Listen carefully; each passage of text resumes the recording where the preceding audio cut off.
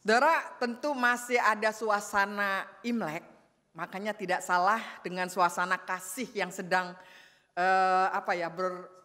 banyak sekali hal-hal yang memberikan sukacita di bulan Februari.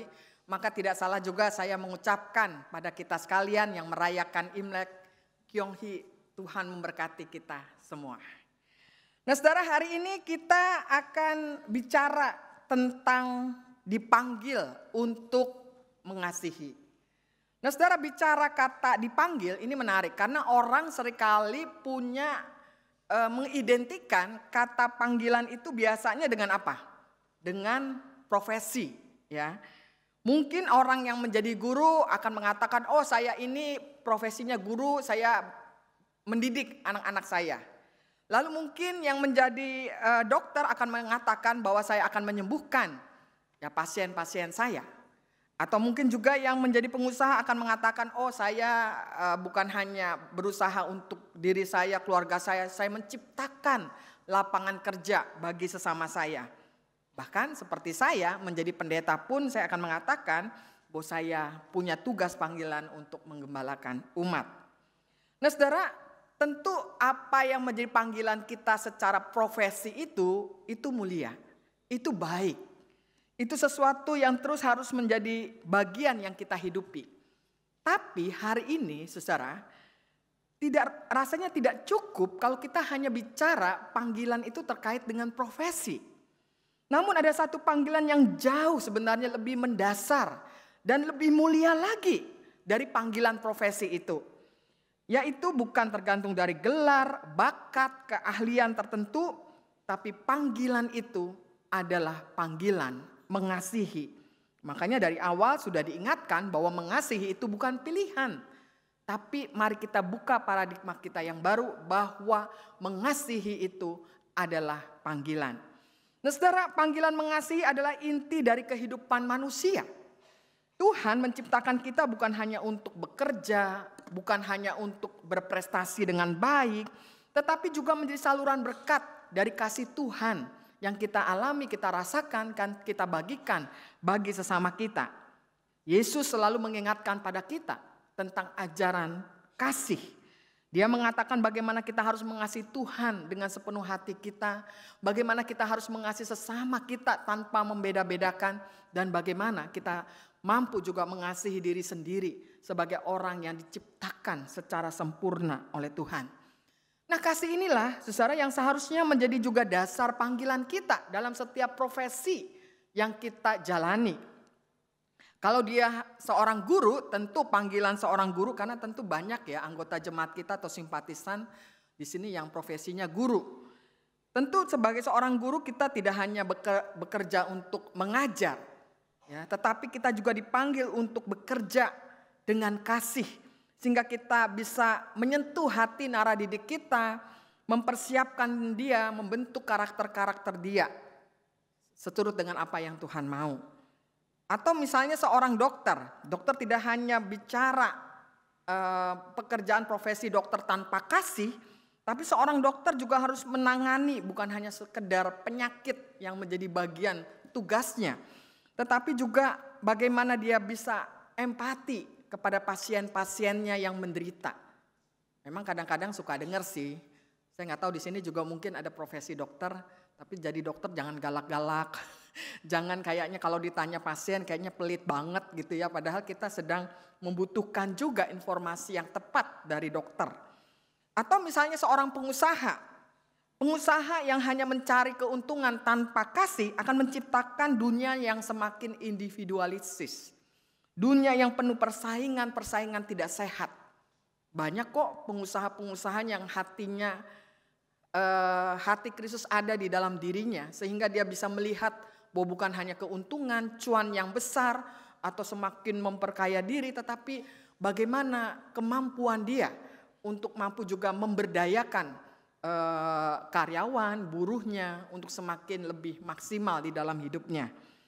Atau seperti saya sendiri sebagai seorang pendeta, saya selalu diingatkan lewat khotbah-khotbah yang saya khotbahkan juga, bahwa sesungguhnya sebagai seorang pendeta saya juga harus melayani umat bukan tanpa kasih.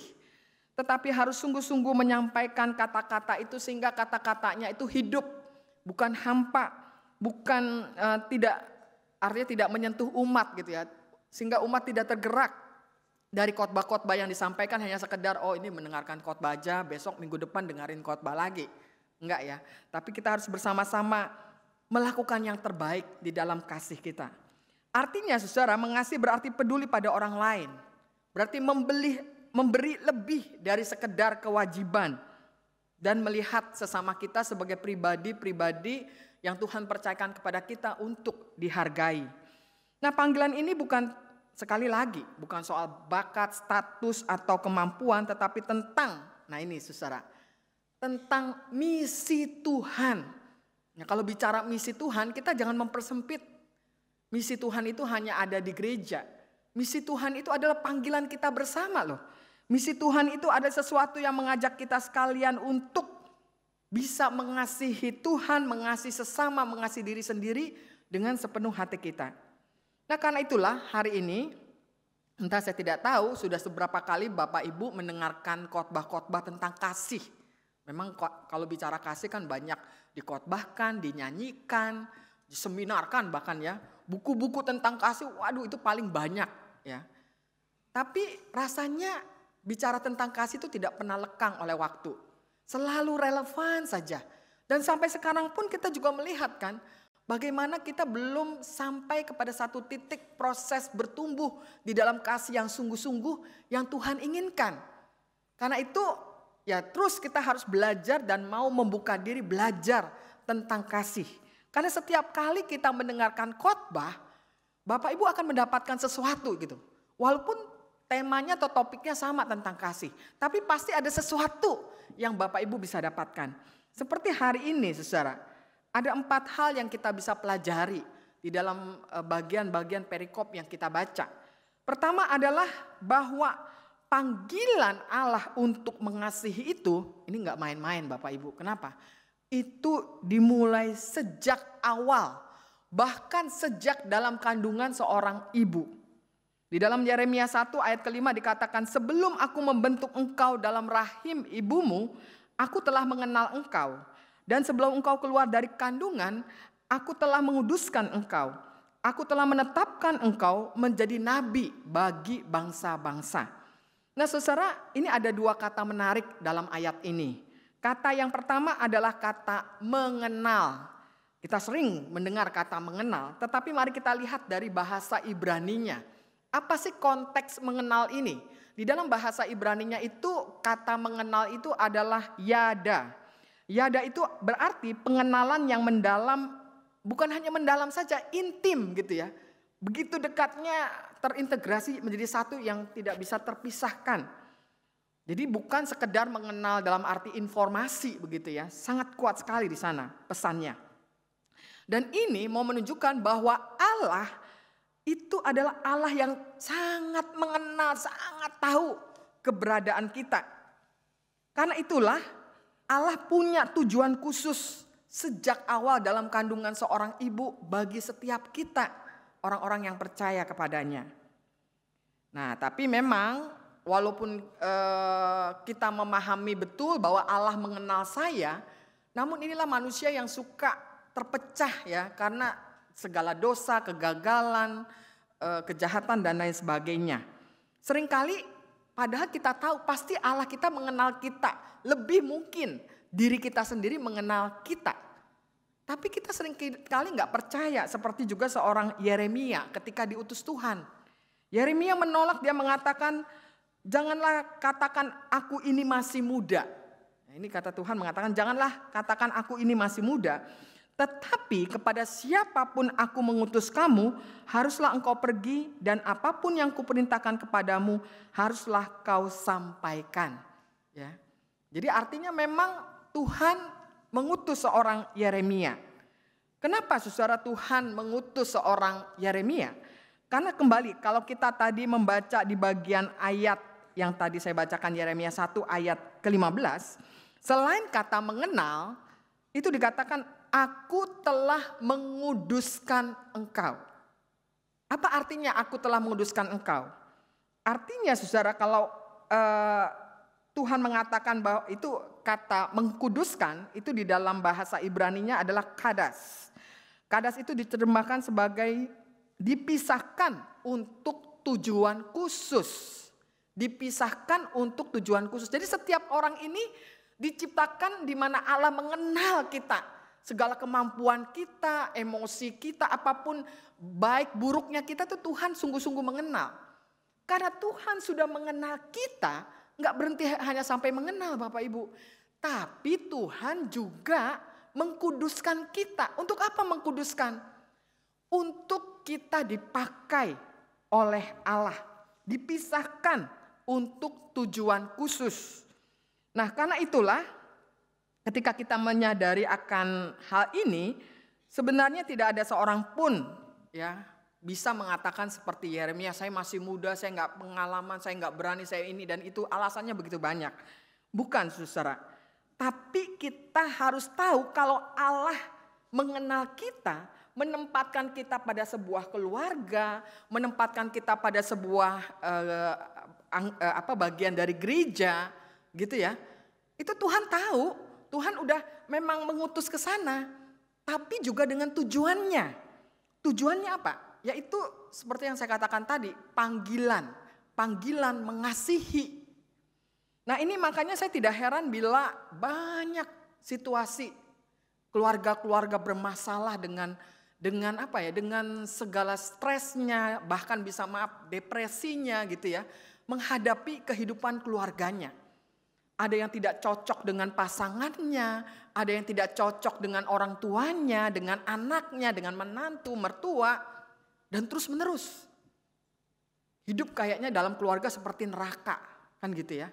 Tapi mari coba Bapak Ibu, kalau kita kembali mengingat akan bagian ayat di dalam Yeremia ini, bahwa ini adalah panggilan mengasihi yang Tuhan sudah tahu seberapa kuat kita, seberapa mampu kita, dan Tuhan mengutus kita, itu berarti Tuhan juga memperlengkapi kita. Jadi memang setiap keluarga ada problemnya, ada masalahnya. Tapi setiap keluarga juga orang-orang yang ada di dalamnya akan diperlengkapi seperti seorang Yeremia. Tidak bisa mengatakan saya masih muda, kurang pengalaman. Saya bagaimana ya Bu? Aduh susah deh mengasihi itu, apalagi orang-orang sulit. Justru itulah tantangannya. Tuhan tahu kita. Makanya kita diutus ke sana. Nah karena itu bagaimana kan gitu ya. Supaya kita bisa melakukan tugas panggilan mengasihi ini. Ya. Yang kedua ada di dalam Mazmur 71 ayat 1-6, tapi khususnya di ayat kelima. Jadi bagaimana supaya kita dimampukan? Maka Mazmur 71 ayat kelima mengatakan, sebab ini di dalam doanya pemazmur ya, sebab engkaulah harapanku ya Tuhan, kepercayaanku sejak masa muda ya Allah. Nah inilah tantangannya di sini. Kita masih percaya nggak akan kuasa Tuhan? Kita memang bisa mengatakan pada diri kita masing-masing, Tuhan saya kayaknya sudah tidak sanggup mengasihi Tuhan. Terlalu banyak persoalan-persoalan yang begitu menekan kehidupan saya. Tapi Bapak Ibu, percaya nggak kita bahwa setiap kita itu bukan saja dikasih beban tugas, tapi kita dikasih kuasa loh. Dan kuasanya tidak main-main ya, kuasa Roh Kudus ya, yang ukurannya tuh seperti dinamit gitu ya, besar gitu ya. Cuman sekali lagi karena kita belum apa-apa sudah meremehkan kuasa Tuhan. Belum apa-apa menganggap kayaknya begini aja berputar-putar kayak benang kusut gak ada selesai-selesainya. Tapi sekali lagi mari kita disegarkan bahwa setiap kita diciptakan Tuhan, dikuduskan Tuhan, dikhususkan Tuhan di dalam bagian-bagian masing-masing kita. Di dalam keluarga kita, dalam kehidupan kita bergereja atau juga dalam pekerjaan kita dan sebagainya. Jadi itu yang harus kita sadari. Dan yang kedua, kita harus mengandalkan Tuhan, tidak bisa mengandalkan diri sendiri. Nah yang ketiga karena itu kita tahu, nih kita harus tahu nih, apa itu yang ketiga?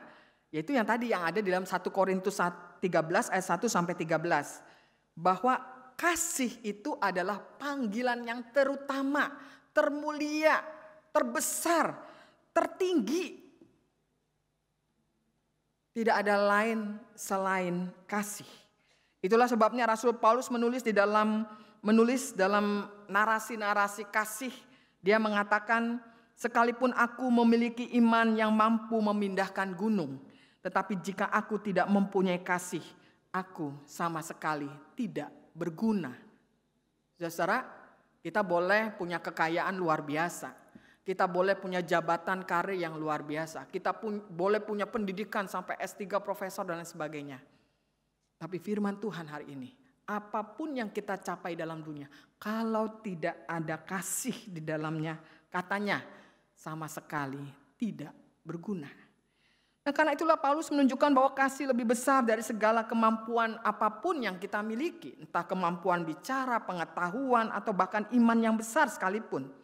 Kasih bukan hanya sekedar emosi, tetapi kasih sebuah panggilan, komitmen ya, seumur hidup kita yang kita harus kerjakan. Nah, karena itulah kasih di dalam bahasa Yunani-nya agape itu adalah kasih yang bukan bersyarat, kasih yang tanpa syarat. Karena itu kita harus terus belajar bagaimana mengelola ego yang ada di dalam diri kita.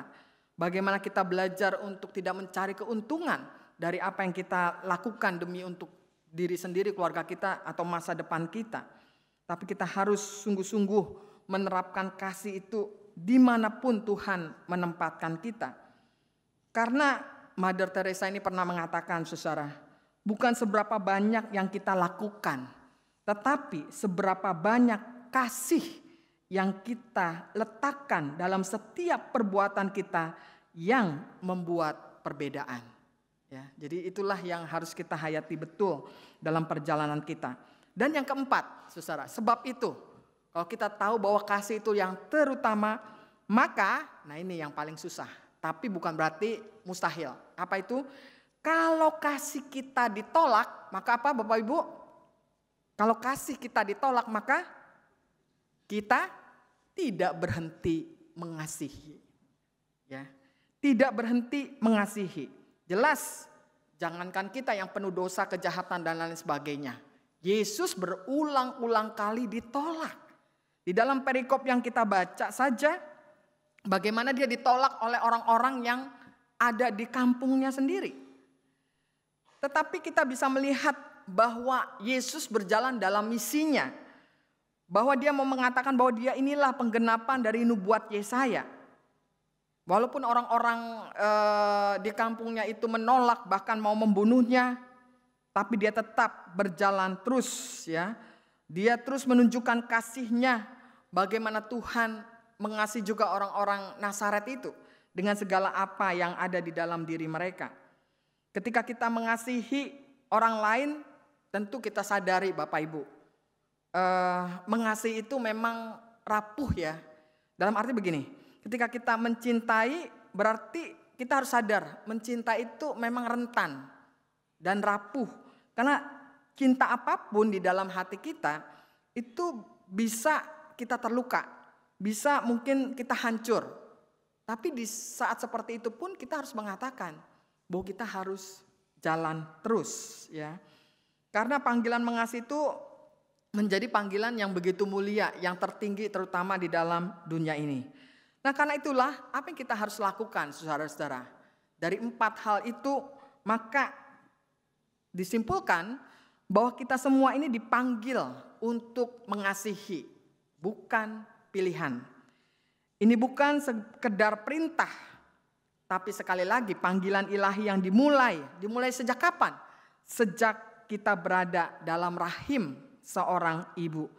Dan untuk mengasihi itulah kita tidak bisa memakai kekuatan kita sendiri. Kita harus terus-menerus mempercayakan segala kelemahan dan keterbatasan kita untuk memohon kuasa Allah memampukan kita untuk terus mengasihi. Dan pada akhirnya kita akan tahu bahwa satu waktu ketika kita diuji di dalam kasih kita ditolak, tidak diterima, dikecewakan. Apa yang kita harus lakukan? Kita harus tetap mengasihi. Nah, itulah sebabnya kita belajar terus-menerus dalam segala keterbatasan dan kelemahan kita. Tapi ketika kita membuka diri kita seluas-luasnya bagi karya Allah, misi Allah di dalam dunia, maka kita akan bersyukur. Siapa kita yang Tuhan percayakan untuk boleh menabur kasih dimanapun Tuhan menempatkan kita. Amin.